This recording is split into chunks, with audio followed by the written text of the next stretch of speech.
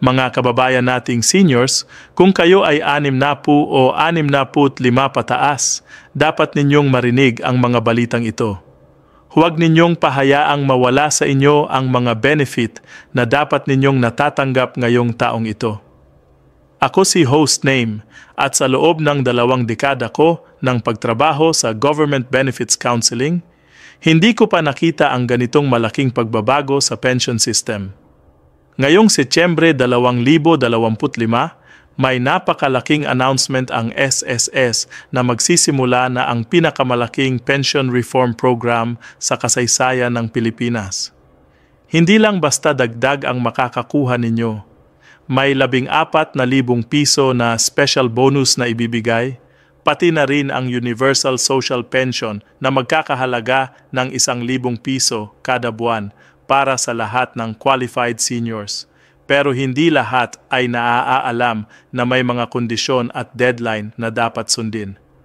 Maraming senior citizens ang hindi nakakakuha ng kanilang karapatan dahil hindi nila alam ang tamang proseso.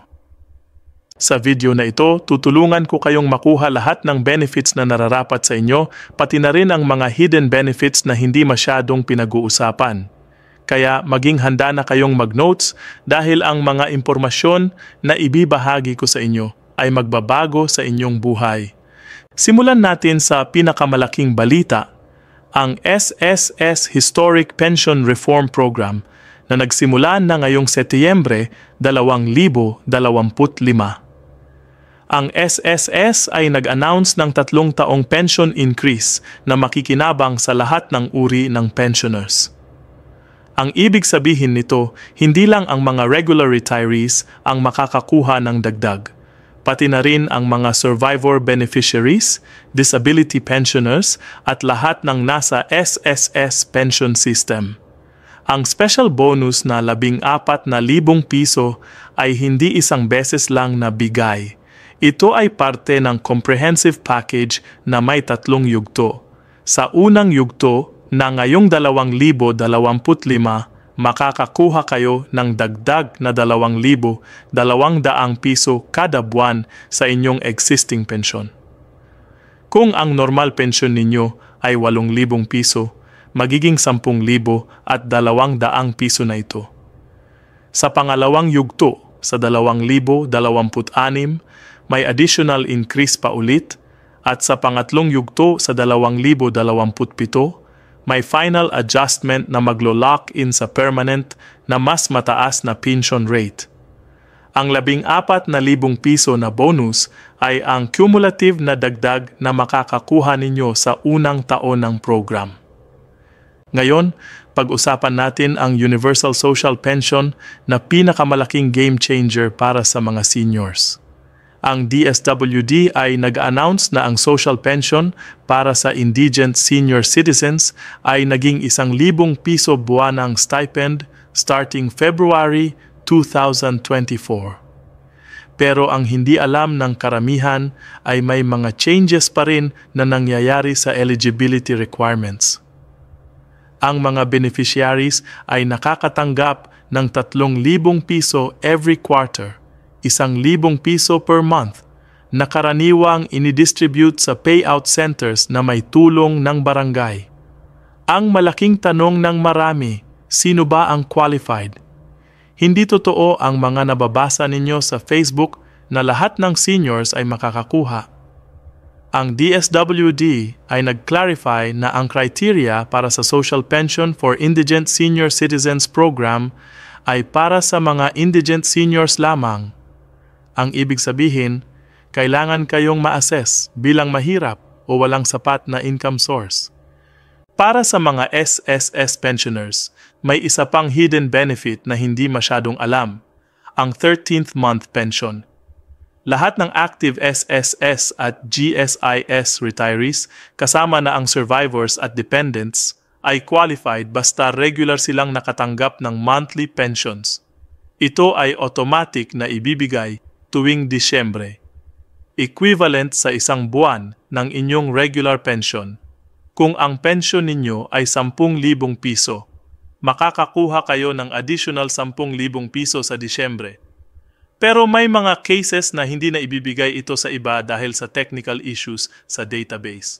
Kaya importante na i-verify ninyo sa SSS office kung naka-receive kayo nito last year. Ang mga GSIS pensioners naman ay may sariling set ng benefits. Ang pension computation ng GSEs ay medyo iba sa SSS, kaya importante na maintindihan ninyo ang difference. Ang GSIS pension ay mas mataas typically dahil government employees ay may mas mataas na contributions. Pero may mga instances na hindi nabibigay ang tamang amount dahil sa clerical errors. Kung government employee kayo dati at naging private employee din, possible na may dual benefits kayo, both SSS at GSIS. Maraming hindi alam na pwede kayong mag-claim sa dalawa basta qualifying years ninyo sa bawat sistema ay umabot sa minimum requirements. May isang malaking babala na dapat ninyong malaman, ang ACOP program. Ang retirement pensioners na nakatira sa Pilipinas at 80 taong gulang at pataas ay required na mag-comply sa ACOP program starting March 2024. Ito ang Annual Confirmation of Pensioners Program na ginagamit ng SSS para ma-verify na buhay pa kayo at walang fraudulent claims. Kapag hindi kayo nag-comply sa ACOP, posibleng ma-suspend ang inyong pension. Hindi joke ito. Maraming seniors na na-cut off ang pension dahil hindi nila alam na may requirement pala. Kaya kung 80 taong gulang na kayo o pataas, kailangan ninyong mag-report sa SSS office o mag-submit ng required documents annually. Para sa mga mas bata pa sa 80, may MySSS Pension Booster Program na available.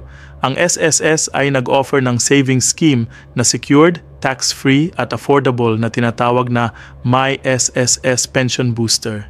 Ito ay additional voluntary contribution na pwede ninyong gawin para mas malaki ang pension ninyo. Hindi mandatory pero recommended para sa mga may extra funds. Ang advantage nito ay tax-free ang earnings at guaranteed na hindi mababawasan ang value nito.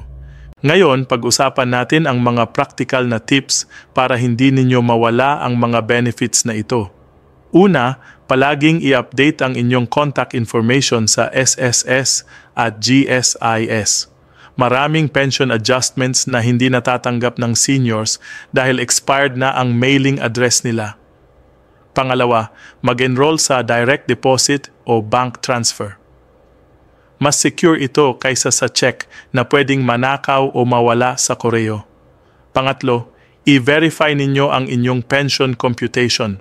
Maraming seniors na hindi alam na mababa ang nakukuha nila compared sa dapat nilang matatanggap. May mga hidden fees din na dapat ninyong bantayan. Kapag nag-withdraw kayo sa ibang ATM na hindi partner ng SSS o GSIS, may charges na 10 hanggang 15 piso per transaction. Sa loob ng isang taon, aabot na ito ng mahigit 500 piso na nawawala lang sa charges. Kaya magtanong kayo sa bank ninyo kung saang ATM kayo dapat mag-withdraw para walang bayad. Tungkol sa mga tax implications, ang pension income ay generally tax-free, pero may mga exceptions. Kapag may other income sources kayo aside sa pension, possible na matax kayo depende sa total annual income ninyo. Kaya mag-consult sa accountant o sa BIR office para sa tamang tax treatment ng pension ninyo. Para sa mga may disability o nagiging dependent na sa iba, may special provisions ang SSS at GSIS. Pwede kayong mag-assign ng authorized representative na mag-claim ng pension ninyo. Pero kailangan ng special power of attorney at medical certificate na napatunayan ng doktor. Hindi pwedeng basta-basta lang ipagkatiwala sa kahit sino ang pension ninyo. May mga seniors din na hindi alam na pwede nilang maklaim ang accumulated dividends from previous years. Ang SSS ay nag-declare ng dividends tuwing may excess fund at ito ay naka-credit sa member's account. Pero hindi automatic na natatanggap ito, kailangan ninyo itong i-claim separately. pumunta sa SSS office at mag-inquire kung may unclaimed dividends kayo. Ang mga strategy para ma-maximize ang retirement income ninyo ay simple pero effective. Una, kung may option pa kayo na mag-contribute as voluntary member, gawin ninyo ito para tumaas ang pensyon ninyo. Pangalawa, kung married kayo, i-coordinate ang pension claims ninyo para ma-maximize ang survivor benefits. Pangatlo, i-explore ang mga insurance products na tied sa SSS o GSIS na pwedeng additional protection para sa family ninyo. Para sa mga office visits, may mga peak hours na dapat ninyong iwasan. Ang pinaka-crowd na time ay Monday mornings at after long weekends. Mas maganda na pumunta kayo ng Tuesday to Thursday, mga alas 10 ng umaga hanggang alas 3 ng hapon para hindi kayo ma-stress sa pila. Magdala ng complete documents at photocopies para hindi kayo pabalik-balik. May mga SSS mobile service units din na pumupunta sa mga rural areas, so abangan ninyo ang announcement sa inyong barangay. Ang mga payout schedules ay may specific dates din na dapat ninyong tandaan. Ang SSS pension ay usually nire-release ng ika-15 hanggang ika-20 araw ng bawat buwan, while ang GSIS ay mas maaga ng konti, around ika-10 hanggang ika-11. Ang DSWD social pension naman ay quarterly, so every 3 months kayo makakakuha. Mark ninyo sa calendar ang mga dates na ito para hindi ninyo makalimutan mag-claim. May mga upcoming changes pa na dapat ninyong bantayan. Ang digitization ng pension system ay patuloy na ginagawa, kaya magiging mas convenient ang pag-claim ninyo sa future. Pero sa ngayon, importante pa rin na ma-maintain ninyo ang personal visits at communication sa mga offices para updated kayo sa mga changes. Sa pagtatapos ng video na ito, nais kong i-emphasize na ang mga benefits na ito ay karapatan ninyo bilang senior citizens. Hindi ninyo kailangan mag-atubiling mag-claim dahil ito ay fruit ng mga taong pag-contribute ninyo sa sistema. Pero kailangan ninyo rin maging proactive at informed para hindi ninyo mawala ang mga opportunities na ito.